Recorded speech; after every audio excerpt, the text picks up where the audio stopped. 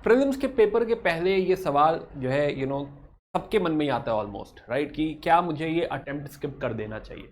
Right. तो ऐसा कोई इसका हाँ या ना का जवाब नहीं है, बट डेफिनेटली इस सवाल का जवाब इमोशनल होके नहीं दिया जा सकता, एंजाइटी में नहीं दिया जा सकता कि जो है कि हाँ स्किप कर देना चाहिए, डर लग रहा है। हर किसी के दिमाग में जो है, आप कॉलेज के एग्जाम में भी पहले सोचिए ना कि हाँ, जो ऐसा लगता था कि अरे एक रात और मिल जाती तो और पढ़ लेते, 2 घंटे और मिल जाए तो थोड़ा सा और निपटा ले, तो ये फीलिंग कभी खत्म नहीं होने वाली, राइट। बट स्टिल मैं ये नहीं कह रहा कि हाँ इसका जवाब है कि नहीं स्किप नहीं करना चाहिए, अटेम्प्ट ही दे देना चाहिए, बट कुछ फैक्ट्स के बेसिस पे ये डिसीजन लिया जा सकता है। इनफैक्ट हर साल आप समझिए 10 से 12 लाख लोग फॉर्म भरते हैं और 5 लाख लोग ही प्रीलिम्स देने आते हैं, यानी ये सवाल काफी इंपॉर्टेंट सवाल है ना। 5-6 लाख लोग इस सवाल का जवाब जो है दे के, राइट, कि हाँ पेपर नहीं दे रहे हैं, है ना। तो फिलहाल अटेम्प्ट करना चाहिए नहीं करना चाहिए, स्किप करना चाहिए नहीं करना चाहिए, ये डिसीजन कैसे लिया जाए आइए समझते हैं। तो नाउ पहला सवाल, तो अब मैं चाहूंगा कि थोड़ा सा आप भी पेपर लेके बैठ जाएं और थोड़े फैक्ट्स देखें कि हाँ ये सही है कि नहीं है, राइट, है ना, आपके ऊपर ये लागू है कि नहीं, राइट। दिमाग आपका थोड़ा इमोशनल करेगा आपको, बट आंसर लाइक दिस। तो 5-6 बातें मैं कहूंगा और उसका जवाब देखिए कि क्या निकलता है। तो पहला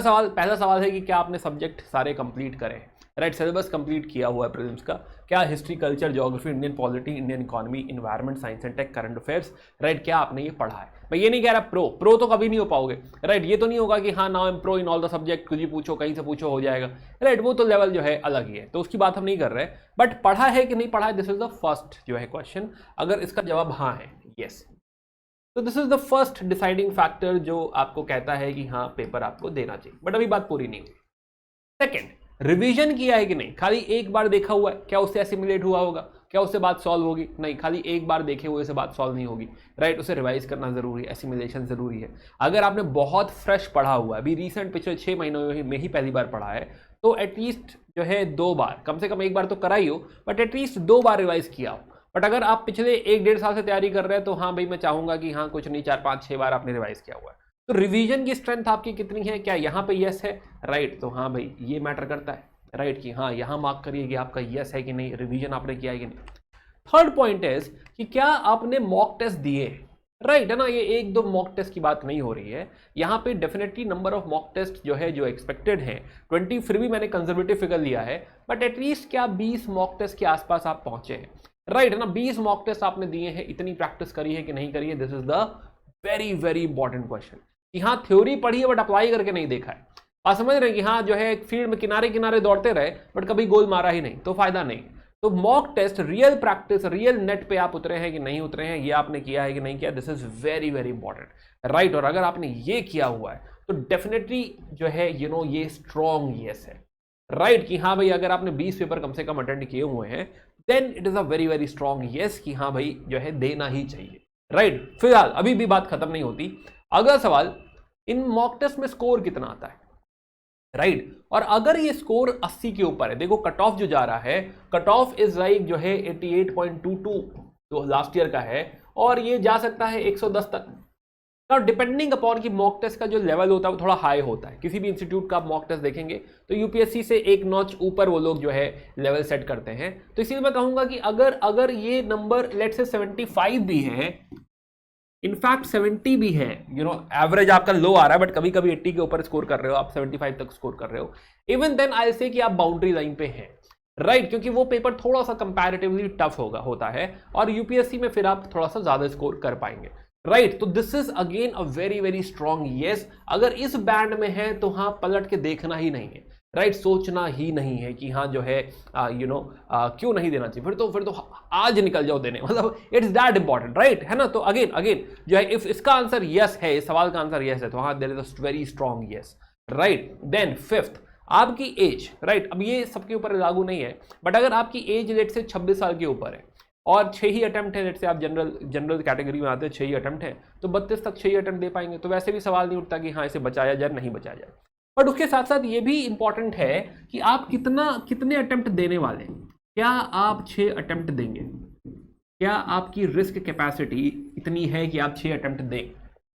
और अगर इसका जवाब है नहीं कि सर हम 3 साल तैयारी करेंगे या मैक्सिमम 3 अटेम्प्ट दे सकते हैं या 1-2 अटेम्प्ट ही हमारे मैक्सिमम अटेम्प्ट होने वाले हैं, तो अटेम्प्ट बचाने का कोई मतलब नहीं है, even then it is yes, right है ना कि हाँ 6 अटेम्प्ट पूरे का प्लान है नहीं है, this is also important thing, right. किसी को ऐसे नहीं सोचना चाहिए कि हाँ हम 5 साल देंगे, बट हैविंग सेड दैट, कभी कभी होता है कि मे बी आप थर्ड अटेम्प्ट में सेलेक्ट हो गए, लेट से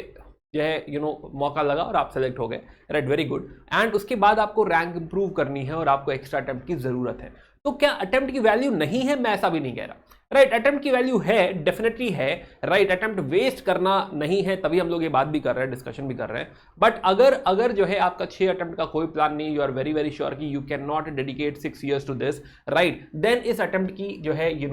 दिस अटेम्प्ट इज लाइक कि हाँ ठीक है लिया जा सकता है। अगर नहीं भी सिलेक्शन हुआ, इवन देन अगर आप नहीं भी सेलेक्ट हुए तो इस बात को समझिए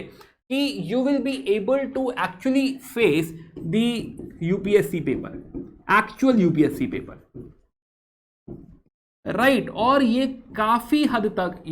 काफी हद तक आपको जो है सच्चाई का यू कैन से आईना दिखाएगा, प्लस आपको समझाएगा कि देखिए यूपीएससी ये पूछ रहा था, राइट, एग्जैक्ट यूपीएससी पेपर देने का जो है मजा ही कुछ और है, राइट। ये जो प्रैक्टिस होगी वो किसी मॉक में नहीं। तो मान लेते हैं कि अगर जो है सिलेक्शन नहीं भी हुआ तो it is not a failure, it is still a learning,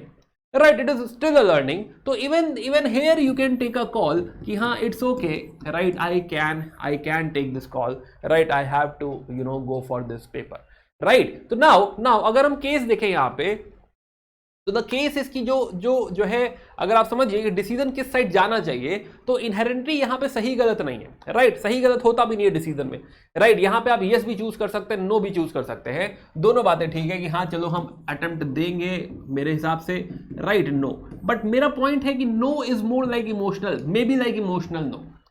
right, possible, कोशिश जो है अगर अगर हो सकती है, अगर संभव हो सकता है, तो आपका डिसीजन यस होना चाहिए, क्योंकि डर तो लगता ही है ना, डर के आगे जीत है, राइट, है ना, तो डर तो लगेगा ही, एंजाइटी रहेगी, थोड़ा वरी रहेगा, right, that is part of the game, part and parcel of the game. और ये आपको नहीं लग रहा है, 100% बच्चे को लग रहा है, राइट, जो भी प्रीलिम्स देने आएगा हर किसी को ये डर लग रहा है। तो in most of the case I से कि हाँ it should be yes, it should be yes.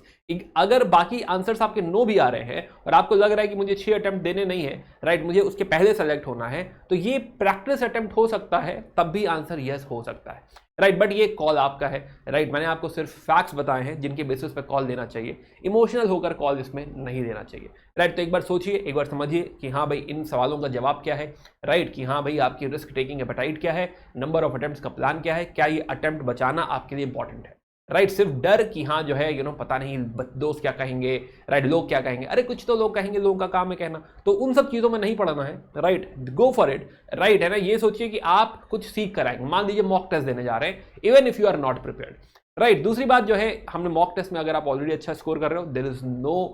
You can say harm, और in fact you should go for it. अगर 80+ स्कोर कर रहे हो, nothing should stop you, you should definitely go for the prelims paper, right. Similarly mock test अगर आपने करा हुआ है, प्रैक्टिस करे हुए, मैं सीसैट की बात नहीं कर रहा, राइट, अगर आपने जीएस के पेपर्स दिए हुए हैं, राइट, तो फिर आप स्ट्रॉन्ग हैं, काफी स्ट्रॉन्ग है, and this is very very strong, yes. Plus आपने रिवीजन किया हुआ है, सिलेबस कंप्लीट किया हुआ है, तो nothing is stopping you, please go ahead with the prelims paper. But again decision मेरा नहीं है, मैंने सिर्फ आपको बताया है कि क्यों यस होना चाहिए, राइट। फिर भी अगर आपको लगता है कि हाँ जो है आपको अटेम्प्ट नहीं देना चाहिए, तो you should have strong reason and accordingly you can go ahead. Thanks for watching, right, see you in the next video, bye, take care, good day.